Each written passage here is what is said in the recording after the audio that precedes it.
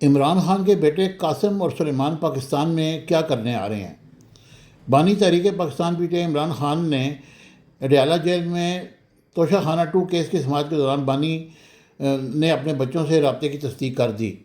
عمران خان نے اڈیالہ جیل میں توشہ خانہ 2 کیس کی سماعت کے دوران صحافیوں سے گفتگو میں تصدیق کی کہ ان کے اپنے بچوں سے 1.5 گھنٹے ٹیلی فون پر بات کروائی گئی اور جیل میں ان کے اخبارات بھی بحال کر دیے گئے۔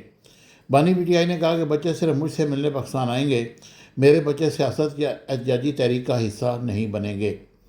یاد رہے کہ گزشتہ روز عمران خان کی مشیرہ علیمہ خان نے کہا تھا کہ عمران خان کے بیٹوں نے پاکستانی ویزے کے لیے درخواست دے دی ہے اور وہ ملک آمد سے قبل وزارت داخلہ سے منظوری کا انتظار کر رہے ہیں۔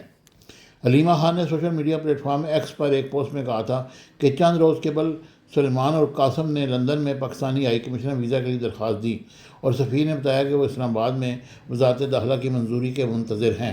عمران خان کے بیٹے 28 سالہ سلمان خان اور 26 سالہ قاسم خان پہلی مرتبہ مئی میں اپنے والد کی قید پر عوامی طور پر توجہ دلانے کے لیے آواز بلند کی۔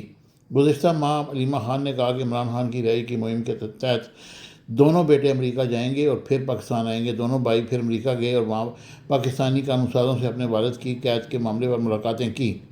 عمران خان اگست 2023 سے قید ہیں اور اس وقت اڈیالہ جیل میں 190 ملین پاؤنڈ کرپشن کیس میں سزا کاٹ رہے ہیں۔ دونوں بھائی پھر امریکہ گئے اور انہوں نے کہا کہ 9 مئی کے احتجاج سے متعلق انسداد دہشت گردی ایکٹ کے تحت دیگر مقدمات بھی زیر سماعت ہیں۔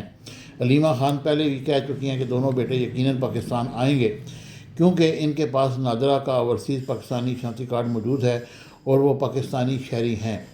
انہوں نے صحافیوں سے گفتگو میں کہا تھا کہ اگر عمران خان کے بیٹوں کے ساتھ کچھ ہوا تو یہ بین الاقوامی مسئلہ بن جائے گا۔ ادھر عمران خان نے بھی اب تصدیق کر دی ہے کہ اس کے بیٹے آئیں گے لیکن احتجاجی تحریک میں حصہ نہیں لیں گے۔ اب دیکھتے ہیں کہ اس پر کیا رد عمل ہوتا ہے۔ Subscribe my channel Business Times News for latest political, national, international news. Don't forget to subscribe Business Times News.